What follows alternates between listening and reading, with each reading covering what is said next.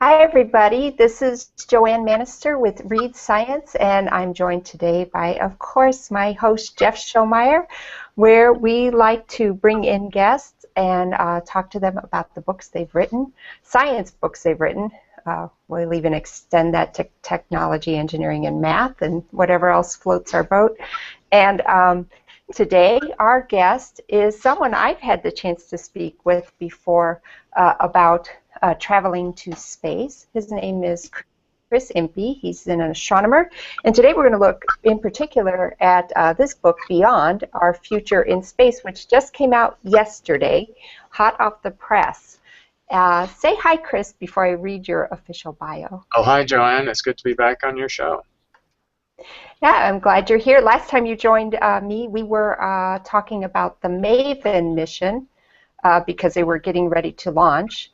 And also, but you had written your book, Dreams of Other Worlds, which I don't have here to hold up, but that was a great book that was talking about unmanned space, or I guess unmanned space flight is not the PC term, right? We say robotic or whatever, right?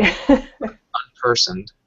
Unpersoned, right. So let me tell the audience about you. Just read your bio here. Chris Impey is a University Distinguished Professor at the University of Arizona and Deputy Head of the Astronomy Department.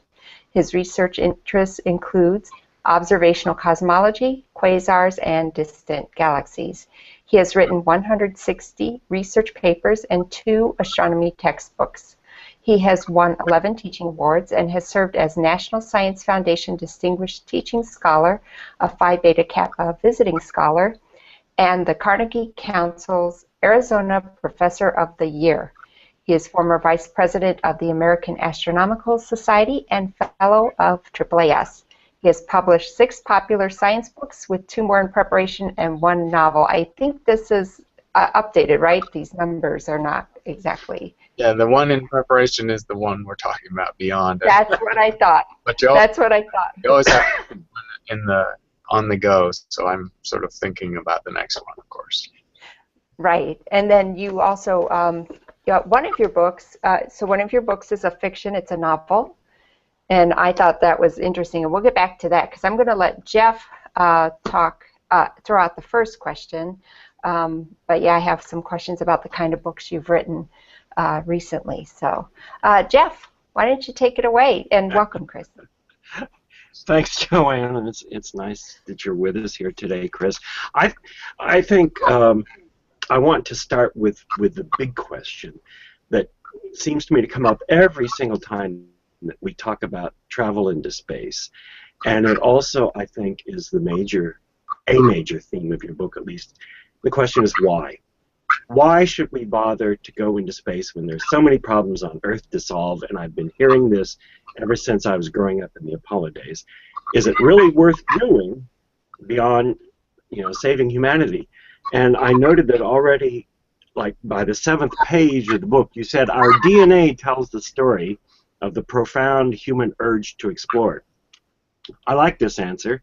Do I get it right that you say we do this because it's what it is to be human? I think, right. We do it because not all of us, but some of us can't help it, and it's built into us. So the thing that humans have done alone amongst all the animals of the planet who do migrate and search for food and travel large distances is we've done it without that as a driver. When we spread out of Africa, those migratory patterns, as the Human Genographic Project out of the Smithsonian, National Geographic, it has these amazing maps, and it shows that we moved out of Africa, across Asia, across the land bridge to the Americas, and all the way down to Patagonia in just few hundreds of generations, which is a dramatic migratory surge across the planet, and we didn't have to. Obviously, I always think in the middle of that journey, you were in Southern California, and it was probably pretty nice. So why didn't you just stay there?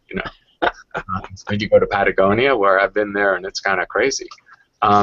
So they've identified a variant of a gene, the DRD4 gene, an allele of that gene, which is correlated in the present-day society with risk-taking behavior and things like ADHD, And in historical work is also correlated with migratory patterns and how far humans traveled over the last millennia.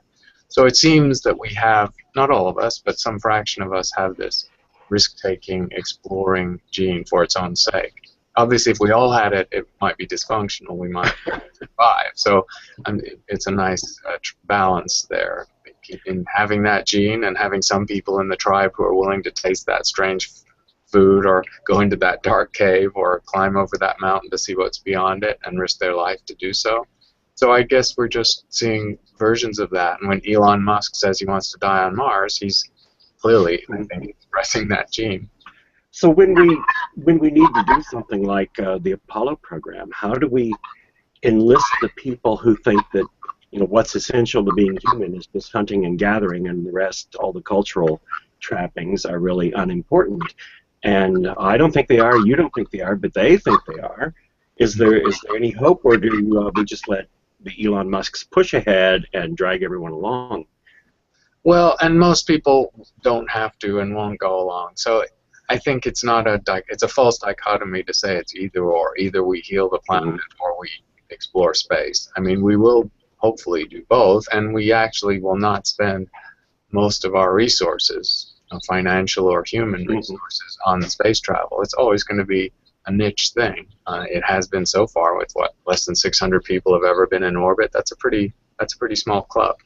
And so I think some fraction of us will do it, and it's a worthy thing to do if it doesn't usurp your resources and distract you or deflect you from the big problems of the Earth. But also, being in space and learning how to live in space and in harsh environments is probably going to be informative about how to live on a planet that may not be as hospitable towards us as it is now in the future. But I think your point is important, that probably historically even the number of people involved in exploration has been a small group of total people, and missions to, I don't know, sail across the Atlantic Ocean are expensive, but hardly a huge strain on resources anyway, so people should just get over it, perhaps.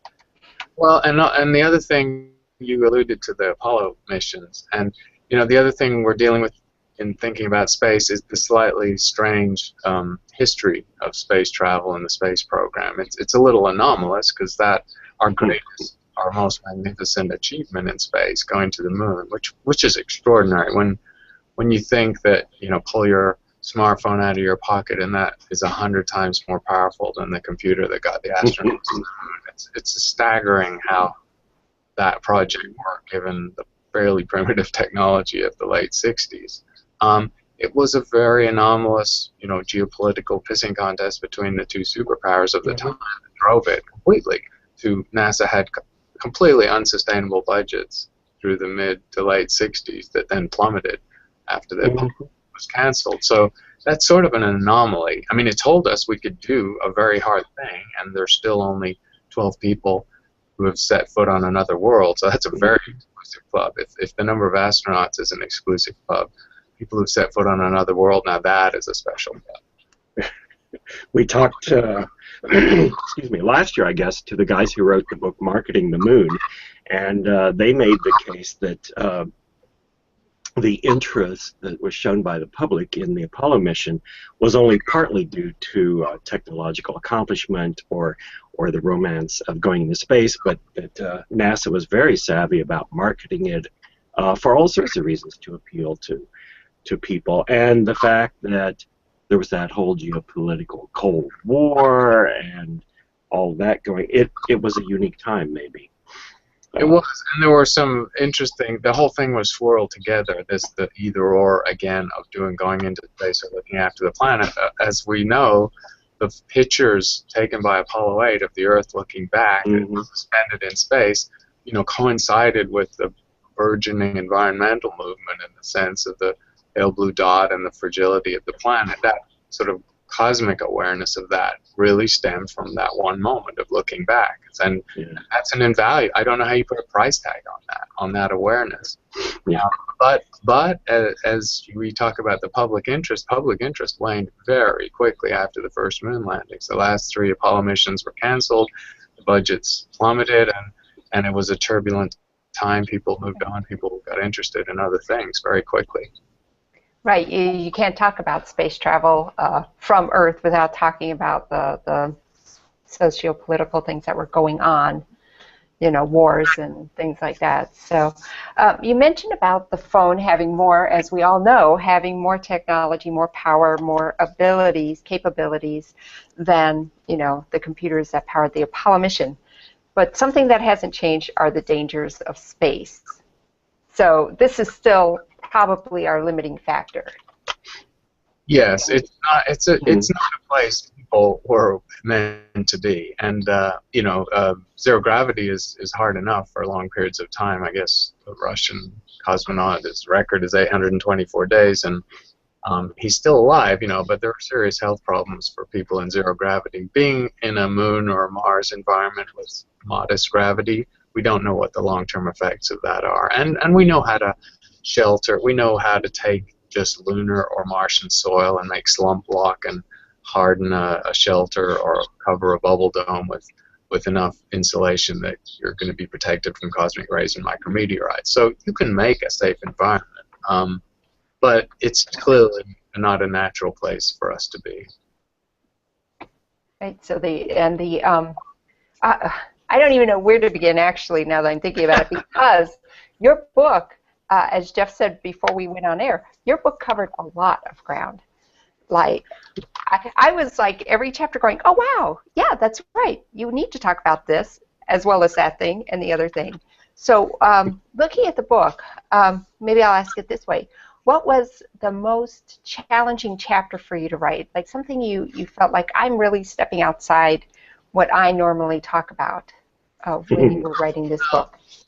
Probably, you're in the life sciences, so for me it was more the biology or physiology aspects, the medical and health effects of space and what it does to the human body, or how we might, the more fascinating aspect, which I don't really get into in too much detail, of how humans might change if we lived off Earth for multiple generations. But to me that's fascinating, because I imagine in short order, I know we won't become a separate species for a very long time formally, but in short order, if we lived in 1/6 gravity and in these very different situations, we change physiologically within a lifetime and then within a few generations. It's very interesting to think how quickly that would happen and what would happen. And then alongside that is this intense psychological evolution that comes from being separate, from being a colonist, from being in a small community, somewhat separated from the Earth, from being really remote from terrestrial concerns and your extended family, and that would have a profound effect. So these sort of physical, physiological, psychological, evolutionary changes, if we do space seriously as an activity, are fascinating, because I don't think you can fully predict all of them. Right, and you even brought up in your book, and I thought it was funny, I saw you post on social media that Slate decided to focus on the part about that human beings would be having sex in space. So for some reason, Slate, why not? Let's be sensational and grasp on. But your case was saying we're biological beings, and that's what biological beings do. And this is something to consider if we're going to have prolonged, time in space, whether we set up a colony on a moon or on Mars, that this is important. And I think you made a really, interesting observation in that way that, yeah, this is going to happen, because we're talking, it takes 9 months to get to Mars. And then once you're there and you're setting up, you're not leaving for a long time, if at all. Well, and it's an antidote. You need an optimistic strain. We know about the Mars One concept, and that's been deconstructed a fair bit. It turned out they didn't have 100,000 people apply, as they said they did. Their financial model based on TV reality shows is pretty flaky, and the engineering of what they're planning to do is just not very robust. But this whole idea of one-way trips to Mars and that many people willing to risk dying there, a much more optimistic tack is to just say, well, let's just make a viable colony. Let's just have people be born, live, and die there, and see what happens. And of course, if you're talking about a landmark event in human history, it would indeed be the first baby conceived in space or in zero gravity. Maybe it'll happen in a space station in the near future, and then born off Earth. That's a pretty remarkable event in human history. But speaking of or recalling the wide range of things that you bring into the discussion, this was one of them. You talked about population, genetics, evolution, and speciation. Why? Because if you send humans to a distant planet, you have to make sure you have a large enough group that it's a viable population. How big is that? But if you do have that, you're not going to have 100 times that, so you're likely to have an evolutionary bottleneck, and in a fairly short order, geologically speaking, you're going to start diverging from the home group on Earth. That's an interesting thought. Right, because the people who are not really considering doing it themselves or their children or grandchildren just think, okay, well, astronauts are just like us, and people who might choose to go and live on Mars they're just like us, they're just going on a long trip, and maybe they'll die there. But this whole idea of an offshoot of the human tree that really then becomes distinct, and it happens on a very rapid timescale. I mean, we've been anatomically modern for, well, at least 50,000 years, and that's, we could face the possibility of in 1,000 years having a new little green shoot of the human tree that is fairly distinct in many ways. And then what allegiance would they have to us? I mean, how connected would they feel to the planet at some point? I like the science fiction in those, and the Kim Stanley Robinson's Red, Green, Blue Mars trilogy is great on what will happen if we try and terraform Mars and have colonists there, and how will they view their relationship to the Earth and the people left behind. And the greens and the reds, and then that was why you started talking about what turned out to be another interesting topic of who might own what, who doesn't own interplanetary or other moons and things right now, because it's taken care of by treaty, but if people go there, they'll say they do it, and we have a guy who's already selling parts of the moon, and maybe he can do that. Yeah, people are going to go there, and stuff's going to happen, and so that's another strain of the adventurers are the ones who are driven by a purely economic motive, it's happened in human exploration of the Earth. There's a lot of land out there, and I want to get a bunch of land for myself so I can grow my own things or build a factory or do what I want to do.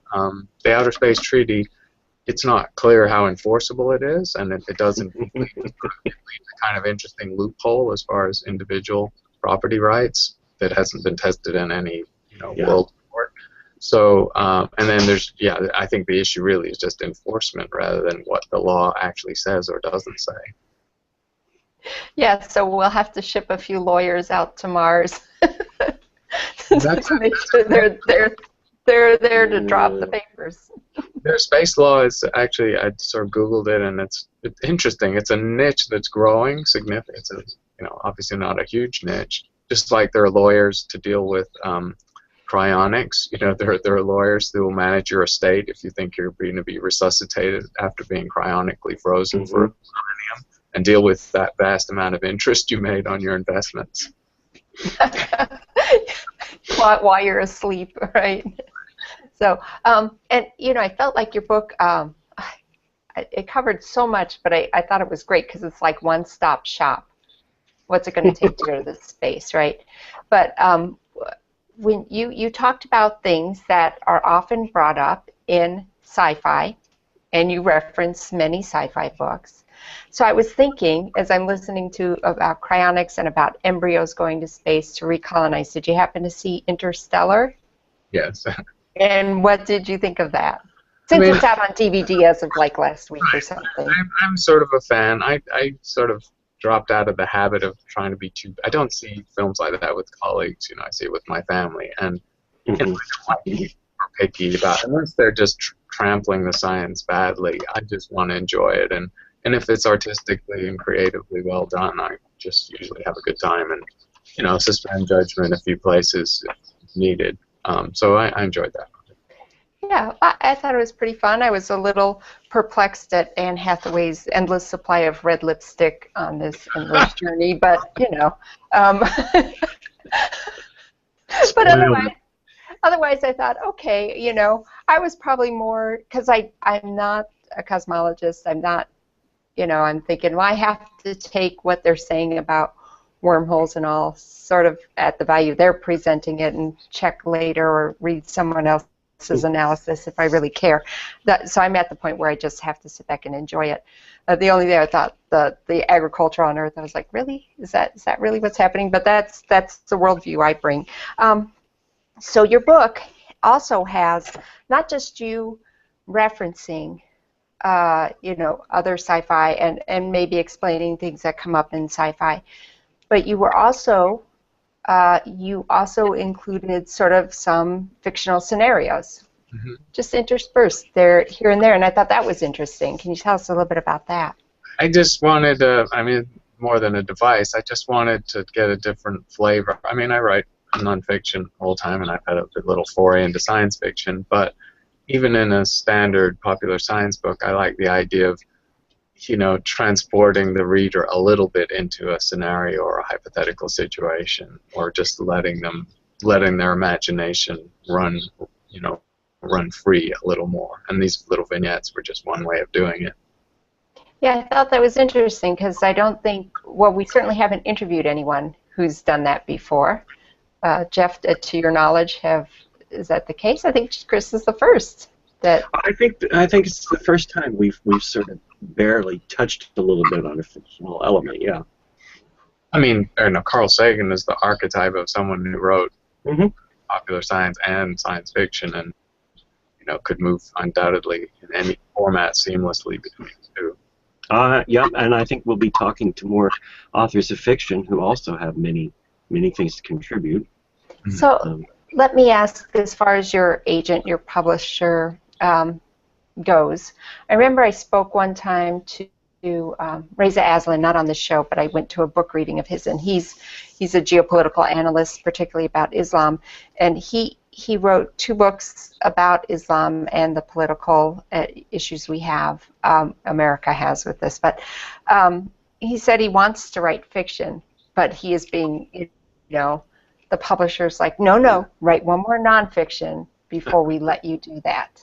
You know, it's just, is it true then they see like, okay, this formula is working well, don't mess with that? So did you have any resistance when you wrote your fiction book? Oh, yeah, absolutely. So my experience is similar. I basically went rogue when I did that. So my agent said the same thing. She said, "Do you do popular science?" You know, she's a young Indian woman, very good at what she does. She works for the same agency that the senior partner of whom was Carl Sagan's agent, and so I knew she had a good pedigree. But yeah, she said, "Stick to your last. You know, you make anvils. You make anvils, so make some more anvils." So I just had to take out some time and do it myself, and I learned how to self-publish, and that was a learning curve. I just wanted to experience that. And sometimes the box, it's not a very constraining box to write popular science or fiction, nonfiction science, but it is still somewhat constraining. So I was just happy to venture out that into the wild side for a little while. I don't think I'm going to live there, but I may, you know, have another venture out there. I don't know. for a brief digression, maybe it won't be long, Joanne, Oh, that's about publishers and agents, and we like to investigate. One of the things that keeps coming up in the book is the rocket equation, because it has historical significance and it has obvious relevance as a constraint to many of the things that you're talking about. And the first time I read about it, it's like, okay, why was it your choice, or was it your agent's choice, or the publisher's choice not to print an equation? Oh, I think that's a good question, but I think it was just a tacit agreement that Just that happened. it was. If it, I mean, I also view it as a challenge as a scientist who has to teach non-science students. You know, and we do, you know, algebra and geometry and simple math in the class, but sometimes it's a challenge to teach a concept in words. You know, can you choose the words carefully enough that it's fully understood in words? So rather than a bailout, sometimes I view that as a challenge, an interesting challenge. If you can concretely describe something that is intrinsically mathematical without the math. Okay, Joanne. Oh. I told you it was brief. No, that's okay. And in fact, I did see you did, though, without the equations, you did still manage to put a lot of graphs and images in here, Yeah. which we don't often see. But you know, what I thought of it as was something along the lines of, let's say you were reading a what's the word? Reading a newspaper article, you know, and there would be interrupted every once in a while with a graphic or an infographic or something, or a simple graph that it highlights and explains. And I thought that the number of graphs actually was sort of a surprise to me, because we don't, so something like this, we don't see this very often in science books. So I thought that's pretty brave, and I'm glad your publisher actually let you do this. Well, I mean, it's also a little expedient, because with science books you can either have the sort of full color coffee table route, which is expensive and only possible sometimes in some arenas, or, you know, if you're just going with the flow of the fact that you have a black and white art program, then you can do graphs. I mean, bar charts and graphs and so on actually work quite well. Do you have a sense whether do non-technical readers freak out less over graphs than they would equations, do you think? Yeah, I think, well, because it's rife, you know, the McPaper USA Today or whatever, you know, will have bar charts and graphs and so on the front page. But they've sort of permeated the popular culture, you know, used in kind of amazingly trite and trivial topics, you know, that you present the information graphically when you think, why would anyone care about that information at all? But so people are using it, yeah. A big part of what you talked about was very interesting, and as part of a bigger picture, is commercial attempts to get into space. And I was thinking that a couple summers ago we talked to Buzz Aldrin, just to drop names, about his book Mission to Mars, and comparing that to what you were talking about together, it seemed to me that his project, which his suggestions for how to go about doing something, had a lot to speak for it. He was looking for something with vision, something that would animate the American public, something that would be new for NASA to do and for Americans to learn, and all sorts of things. But his vision, his picture, sort of necessarily seemed to include NASA as the main component, the government doing this project.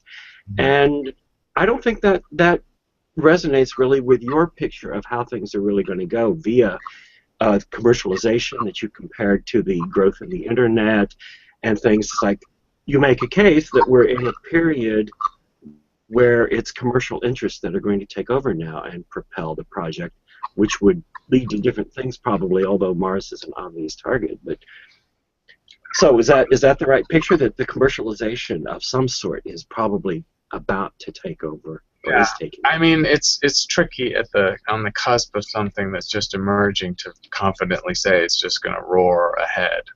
But I was making that case, I guess, that indeed, analogizing to the internet, that where we are now is roughly the same as 1995 for the internet, when it emerged from being an entity. The word internet dates from 1995, and Amazon was founded then, and you know, nobody could place a bet on these now titanic companies that they would grow to what they would be now. And then there were some like Yahoo and Netscape that didn't do so well. So picking winners and losers is hard, but projecting the activity, I think, is fairly reliable, just because the economic projections, you know, just start with the foundation stone of satellites. The satellite industry is extremely robust, and it has this huge growing wing which is involved in remote sensing the Earth for various way. So I will just pick a very recent example because it's a good example of how the bar is lower. People are now using these CubeSats or these Dove imaging telescopes, these miniaturized satellite platforms, and bundling them together, and the bar is really low. So student groups and universities can do it, and they're doing a lot of exciting science that way. I mean, sending just fleets of these microsatellites up, and it doesn't matter if a few don't work and some of them burn up, and that's your cell phone technology in orbit and doing very interesting things. Bar set very low for that, and so that's busting the whole Leviathan model of telecommunications and satellites in space, and that's happening right now in ways that we don't probably appreciate. So that's one area, the satellite industry, and it has a lot of importance. That's another way of getting around this dichotomy, with the false dichotomy, I think, between doing the space thing or looking after the Earth. We're going to use the space thing to look after the Earth and to look out for the Earth and to measure the Earth and diagnose what's going on at a level that we've never been able to do before. And then there's the tourism, recreation part and the sex part and those things that, you know, Robert Bigelow with his motels in space and so on. And you know, though it's a multi-tiered model, there'll be a, you know, a super rich, just as there is with vacation travel. There'll be, you know, the equivalent of the people who have their own Bahama Island that they go and vacation on, and the people that jam thousands strong onto a cruise ship and go to the Bahamas. And it'll be the same thing for recreation in space. But I think the economics are pretty robust. I did a little poll in my class, the class I'm teaching right now, a few weeks ago, and just projected for millennials. I have 150, so in my class the statistics are pretty good. They were asked, they had you know, using clickers so they could get real data, how much they would spend on a, you know, once in a lifetime 3-day orbital vacation, assuming it's not super dangerous, maybe not as safe as air flight, but you know, it's not, they're not likely to die. And then I just ran out the model, and it projects for millennials alone, that cohort, to $30 to $40 billion a year industry. And that's substantial. And so even if that's a little wrong, it's not wrong by an order of magnitude. So that, I think that's all just in its early stages. And there'll be exploration as part of that too, because some of the, you know, some of the commercial entities, and especially the billionaires behind them, they're of course driven by the profit motive. They're entrepreneurs, they're business people, but some of them, you know, are in it for more interesting reasons and slightly more pure reasons, if you like. And so they might, like I think I gave us an example. I wouldn't be at all surprised if Amazon or one of these big companies dusts off NASA's plan to go back to Titan and look for life there, and just funds it and does it as a commercial venture. And that's pure exploration, that's pure science that wasn't going to get done otherwise, because NASA can only afford one big thing at a time. Right. And there can be hidden research. I hadn't been aware, but just providing launch vehicles for satellites is big business, right? Oh, yeah. There's a lot of money in it. Yeah. And that's strictly commercial at this point. It's a completely reliable business. I mean, the business model is really robust. That is steadily to 6 to 8% a year industry, growing 6 to 8% a year. And that's in the traditional model of large, multi-purpose, expensive satellites. The low end, this nanosat, microsat world has barely started to, I mean, there were only about 140 CubeSats launched last year, which is more than all the previous years, so it's growing very fast, but nobody knows how that's going to play out 10 years from now. So and of course the exploring, so that part of the miniaturization part of this projection will have its own exploration aspect, because you can put your solar sail on a nanosat and start to do some interesting things in the solar system, and it won't cost as much as Cassini sending $1 billion Cassini out there. So there's going to be low-cost solar system exploration, and that's interesting too. Yeah, I thought that was a fascinating part of the book, just to talk about, you know, everything's miniaturized, and yeah, it wouldn't take much power to get things to be propelling through the great beyond there. I was also interested in that you did a pretty good job taking down, taking apart, I guess, and examining the different countries who are now involved in space exploration. China, Japan, India they just sent is it orbiting around Mars, right? And they did that pretty well, and that stands out. You didn't talk about that one so much in the book, but you talked about China and Japan. Right, and the cipher, they're not completely a cipher, but the cipher is China because they're putting so much into it. They're growing their space program at the rate their economy is growing compared to NASA's flatline or stagnant budget. That gets you an awful lot of progress, and they're not. Some people denigrate the Chinese for just sort of picking apart our technology and copying it and improving it a little. And they've done their share of that in space, but they've got their own set of rocket scientists and innovators and technologists, and they're building things from the ground up, and they're a legitimate big player, and their program is extremely ambitious. I mean, they're talking both moon-based, Mars-based. They could have their own space station at a time 7 or 8 years from now where the ISS is deorbited and burned up, and we don't have one. That's going to get people's attention, and I don't want to see particularly another geopolitically inclined and tense space race with the Chinese to echo the one we had with the Russians, but it could happen. Yeah, so if they set up a colony on the moon, we might wonder, hey, why aren't we setting up a colony on the moon? Right. Finally go, oh. Maybe. And for India and China as emergent countries of huge population and huge human resource and financial resource, yes, there's some issue of projection of power. For the Chinese, absolutely. They're not shy about saying that. And so I don't think the United States will want to cede the ground to the Chinese of either an orbital capability like a space station where we didn't have one, or a moon base where we didn't have a footprint on the moon. Just as with Antarctic, the thing sort of very quickly shook out that everyone had to have their footprint there and their research station there, or to make it, so that people didn't get too agitated. And then the militarization part is, nobody wants to think about it, but again, the enforcement of the Outer Space Treaty, nobody knows how that would work. And I know the technology is sufficient that the Chinese absolutely could not put any modest scale nuke into space without us knowing. There's just simply no way they could do that without us knowing. That doesn't actually mean they might never do it. I mean, if things go badly, you never know how things are going. We're not getting on that well with the Russians, but we don't worry about them eating our lunch in space because their technology is 50 years old and decaying. But with the Chinese, there's an issue there. When talking about the exploration, you made a good case that the Chinese, perhaps because of their central style of government or something, are able to approach things long-term and strategically.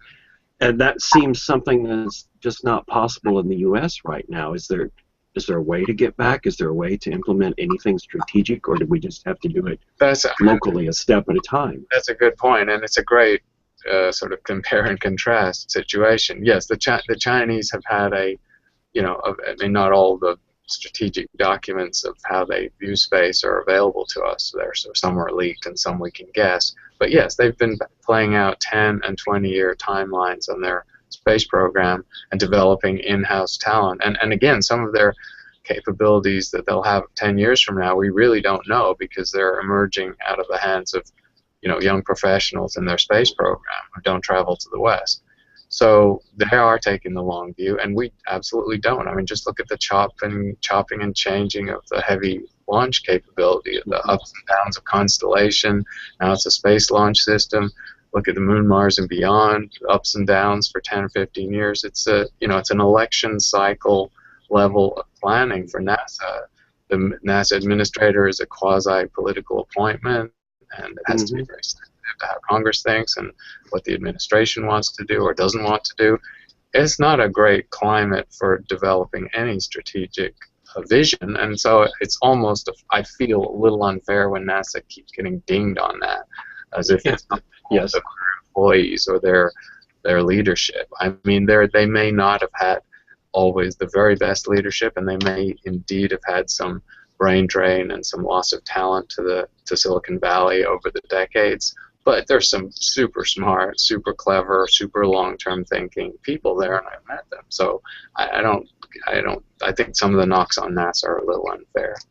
or should they work for the entrepreneurs? Is the entrepreneurial vision the place where we should look here for our long-term thinking? Yes, now? it's a mixed model, and they are partnering. So they're not partnering particularly with the very big players, with Jeff Bezos, say, and who nobody really knows what he's going to do anyway. He's too secretive to work with NASA. NASA would have to reveal a lot of information. But they're playing. They're working with smaller companies. Just in the last week or so, there's this program where NASA was dishing out, multi-million-dollar grants, but not huge ones, to a dozen or more private sector companies, young, nimble startup companies, on propulsion technology, getting back to ion drives and these sort of very efficient forms of space propulsion. They're not very high impulse, so they're not as good as a beautiful chemical rocket, but for doing solar system exploration, they're extremely good. And NASA's partnering with them. They're obviously dishing out multi-billion-dollar contracts to SpaceX and Orbital Sciences, but basically up and down the scale, NASA is doing a lot of partnering. I mean, I think they're very open to it.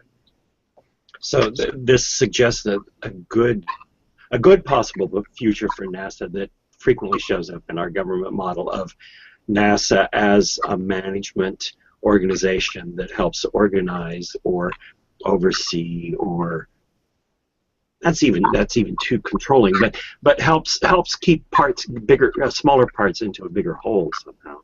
And also just their vast technical expertise, the institutional memory and aggregate expertise of their engineers is simply phenomenal. They've tested and worked on the various propulsion technologies. They've had little lab setups running for decades that can take the Martian or lunar soil and get oxygen for rocket fuel and to breathe, and water out of it, and make slump walk to build a habitat. Some of these are technologies that are not, they're not rocket science, so to speak. They're not dreamy technologies, and NASA just has a lot of expertise in it. And even the visionary stuff. NASA's resuscitated the 100-year Starship concept and have started doing meetings every year on that, where they, that does have its sort of wide-eyed, wild-eyed aspect, because these are the people that are trying to do interstellar travel. But most of the people at these meetings are engineers. They're not like visionary guru types or science fiction writers. They're engineers. And then another thing that keeps coming up is the asteroid mining. So that's something being looked at by entrepreneurs, but also NASA. And that one is the one I'm the most skeptical of. Not that it's impossible physically to lasso an asteroid and bring it to Earth orbit and then harvest it, but the economic model for that, I think, is far less secure than the space tourism economic model. People are, and I don't think that, people are going to do it, so I think it will happen maybe in 2 decades or 3 decades, but people are going to lose their shirts. There's some people that are going to really take it back on that one, because the cost of extraction and transportation are severe. And then, of course, you've got the more delicate economic issue of how do you stop the bottom dropping out of the market of your rare earths and your precious metals, now that you're sitting on a huge, the Bunker brothers learned this with silver in the 1970s or 80s, that cornering the market in something is a tricky thing to do. So, yeah, they're going to do it, but I think most of the papers I've seen written on it are somewhat idealistic, and they don't seem to, hard-nosed economists haven't weighed in on this one yet. Although I noticed Paul Krugman wrote this classic paper in the 60s on interstellar commerce. Actually, was part of what made his reputation. I'm sure he was an undergraduate, actually. That's kind of interesting that Nobel Prize winning economist actually did his senior thesis on interstellar commerce. That's really interesting. I didn't know that. So you are a cosmologist, and so if you were to give advice to someone who wanted to write some books like you have been doing, what would that be? So sort of explain a little bit about your philosophy, not as a step-by-step let's copy Chris Impey, but you have written a lot of books. So you've gathered a lot of wisdom over the years. So what kind of hints and tips would you say to someone who's trying to communicate science to the general public? I guess the main thing I would say is, if you want to be a writer, you have to write. And if you're a scientist and you want to be a writer, that's hard because the working life does not really permit long stretches of time uninterrupted. I mean, my MO is to get up at 5 in the morning and get an hour or so, and I don't do it every day, and then maybe half a day on a weekend day. The work life doesn't really let you write. You can do science and admin and teach and all that kind of stuff in little bursts and multiplex, but you can't write that way. So the first thing is you're going to probably have to restructure your life in a fairly hard-nosed way to let there be space into which you can breathe and write. The second thing is, I think anyone writing, and it's true for me and everyone I talked to when I started, you just have to be writing all sorts of things. Write a blog, write popular articles. Even if you can't get them published, just learn how to write short form science. Read a lot of good writers, or read the best writers. I mean, science fiction or popular science, whoever. Most writers, a writer who doesn't read is probably not as good a writer as a writer who does read. And to experiment with those different forms. Writing a book is scary, it's intimidating, and it's actually extremely hard. I'm just always in the rearview mirror. I wonder, why did I do that? Because that was really hard. So it's not that you have to work up to it, but you do have to be writing in different forms because you have to be able to make arguments quickly and succinctly. And then as far as a book goes, it's got to grab you. I mean, you've got to wait till something just sort of hits you upside the head and grabs you, and then not really be dissuaded by popular opinion there are market forces. Obviously, you can't move into a heavily saturated field, and there are trends in popular science writing and waves of books that come out just like there are movies. So you don't want to be writing your zombie cosmology book in a year when a lot of zombie cosmology books just came out. So we have to pay attention to that. I think writing the big form, writing a popular science book is challenging and rewarding just because you get to explore the fullness of the subject. You can give the history. You can talk about the people who do it. You can juice it up with, hopefully very current and topical research. And in fact, popular science books and all the people in my arena, editors and agents, etc., tell you, the people, your audience, are generally knowledgeable about science. People who read popular science books read more than 1 or 2 a year. They tend to read 6, 8, 10 a year.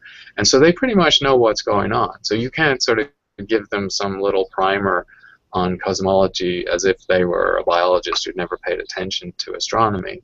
No, they're probably people who are pretty well read about science in general. And so you have to tell them something new, something they don't know, something interesting, or give them insights or layers of the analysis or discussion that they wouldn't have encountered.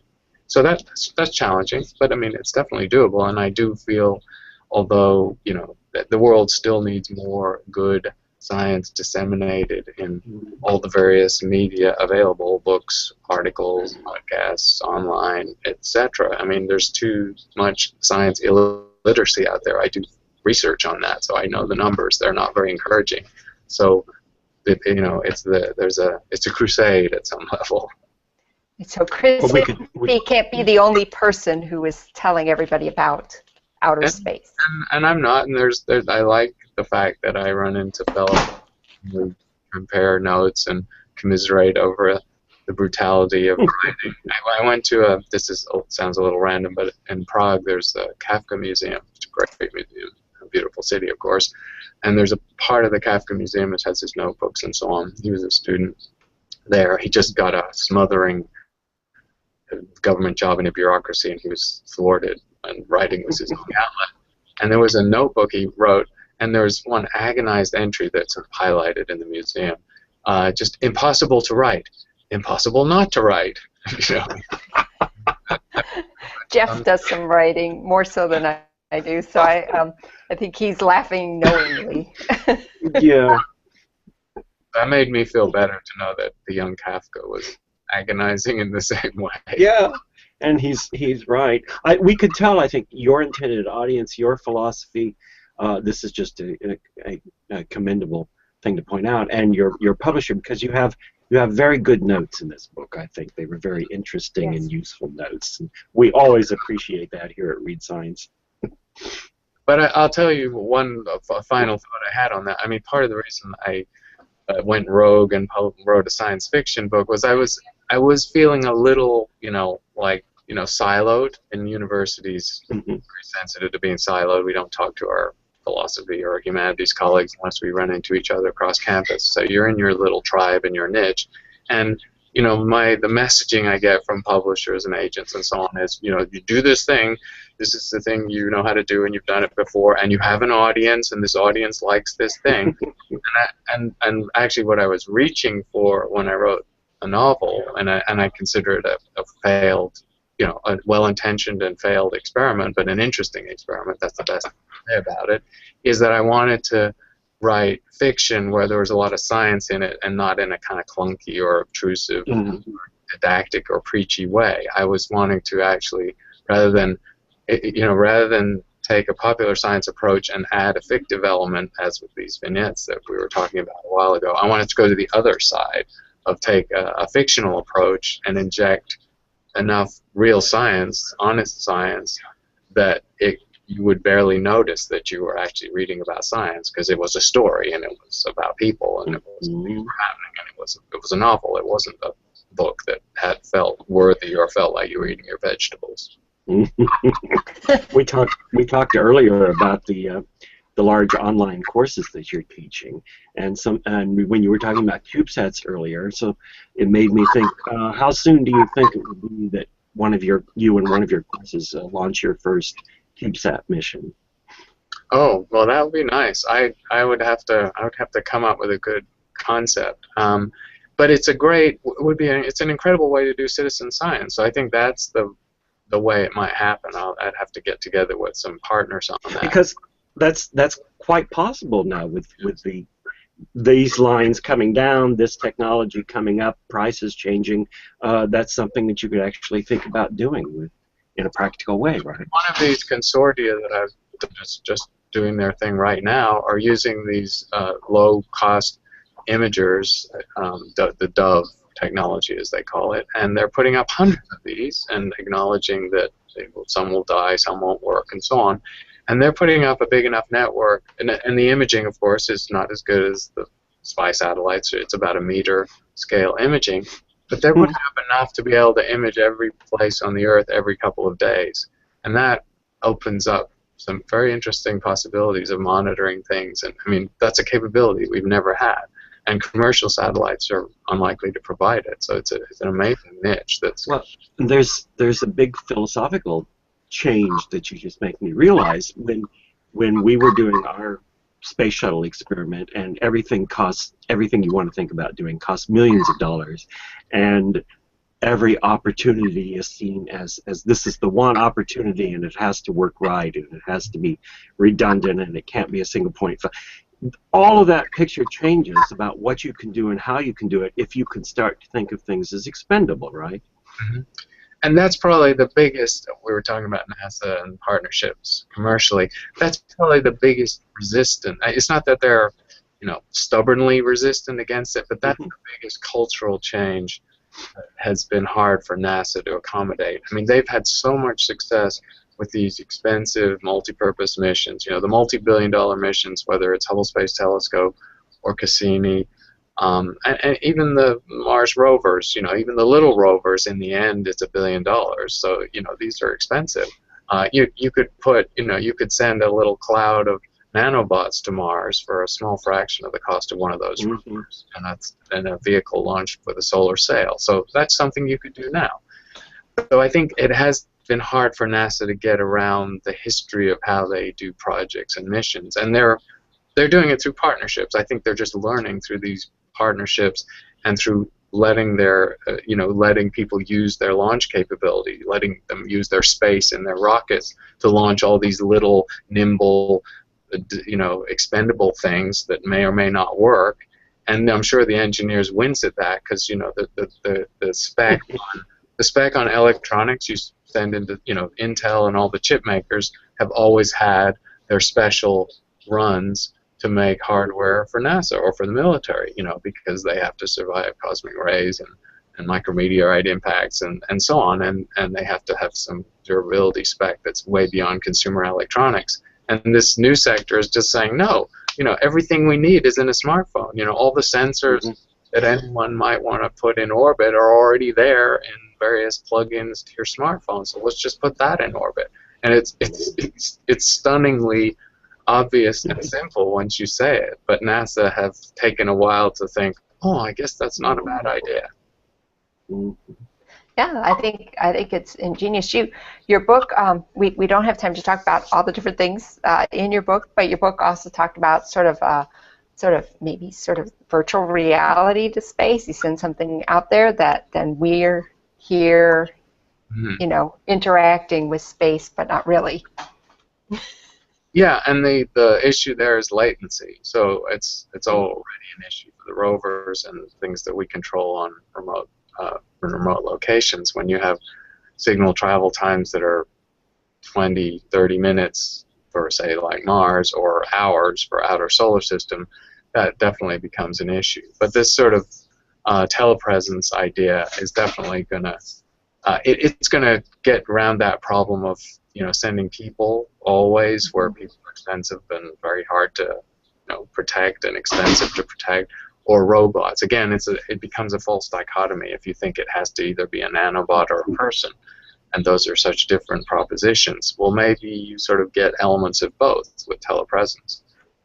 Yeah, I thought that was the most enlightening thing I read in your book, because of course, being one of those people who read more than 6 to 8 books a year, I'd be like, oh, exoplanets. Yeah, Lee Billings talked about that in this book. And, so I'm looking at different parts of the book going, oh, yeah, I've read. So this felt familiar, and it was nice, to see it all tied together. Like, these are all the things we need to consider.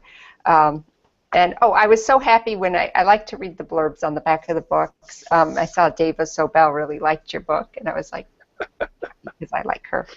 Yeah, she's fun. I had a very fun time in Princeton. I was on sabbatical a couple of years ago, and I did a science writing workshop for the university for their writing students. And I, because I was on the East Coast where I don't live, I managed to get Alan Lightman and David Sobel and Diane Ackerman and Jana Levin. And I got some of my favorite, Mike Lemonick. I got some of my favorite people from nearby to come and do workshops and we got to hang out, and Dave was a lot of fun. And I would have loved that workshop. And actually, the most fun event was because I had Dava and Diane Ackerman, they're great personal friends. Oh, wow. Friends.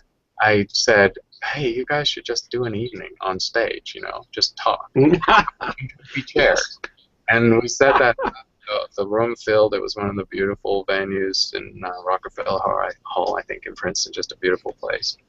And they did. They just, I was the MC. I was completely superfluous. They just sat in those armchairs, and they just talked about science and writing and life and art and love and it was amazing. I mean, and the audience were just riveted. So that was a lot of fun.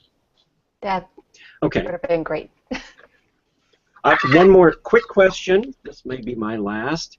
When we're comparing the internet and space entrepreneurship, when is someone going to figure out how to use sex to sell space? To sell space? Well, we believe that sex is what makes the internet go in large part. We can really fund space exploration if someone, and maybe it's the orbiting hotel that's going to do it. But right. As Bigelow is Mr. Motel 8, I guess, and he's the one with the most mature plans for hotels in space.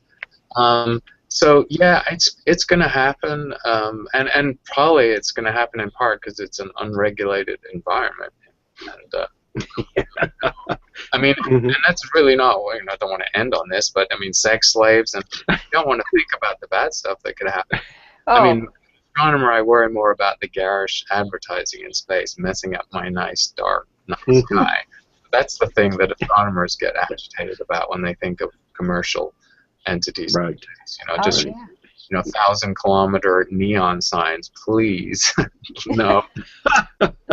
Well, the other thing we could do is send Kate Upton up there because she's been to Antarctica and she's been on the Vomit Comet for Sports Illustrated. So I guess, that's the next thing we do, Jeff. Yeah, yeah. Well, I bet Joanne can think of another positive question to ask. She always is. Well, yeah, we are right at the top of the hour, and just you mentioning some of your favorite authors that you were able to work with sort of gives me an idea of the kind of books you read, but you must read a lot because it would seem you're reading science fiction and science from all different genres. So what are you reading now? And then we'll sort of end on that. I'm going back and I'm catching up with some of the hard science fiction that I missed in the past. But also I like to read. I'm actually rereading the book The Fatal Shore about the Australians, how Australia was populated by British convicts and all the turmoil in Britain. So I read historical books because I was in Australia last year for 6 weeks and I got a little intrigued by their unusual history. Sort of mirrors American history in a certain way, but not exactly. So that's the book I've just waited. It's a big 700-page book. So it's right. Cool. Would you care to name a few names? It's a physical book. It's not a Kindle. So I do still have physical books around. Of your hard science fiction authors, would you care to name a few names? I can always use some new ones. Yeah. Let's see. Am I talking about recently? Well, I consider him hard science, but Kim Stanley Robinson is one of my favorites. And just because he puts the social, societal, cultural element in play, and the science is still really well done. So I'm still working my way through some of his earlier stuff. That's sort of what happens. I find an author, one of their more recent books, and then I have to work back through their oeuvre to catch up with all the things they were writing about over time. Right, because science fiction writers tend to write a lot. Yes, yeah. I know they're scarily prolific. I've tried to sit down with some of them and ask them how on earth do they manage that? Writing a trilogy or whatever the word for writing 15 books about some universe out there. How do you do that? Right. Yeah. Exactly. So, well, we're at the end of an hour, and it's gone by very quickly. And it's been such a pleasure to have you again, Chris. And you keep writing books. We'll keep inviting you back. Okay. So, that's all the motivation I need. Well, thanks. Yeah. The only one, right? So, Chris, thank you, and Jeff, as always, thank you. And thank you to our audience for tuning in. And be sure to get a copy of the book Beyond, Our Future in Space by Chris Impey, which just came out yesterday. And, yep, Jeff is pointing to it because mine fell on the floor. So, all right, thank you, everybody. Thanks, Jeff and Joanne. It's a pleasure. Thanks, Chris. Bye. Bye.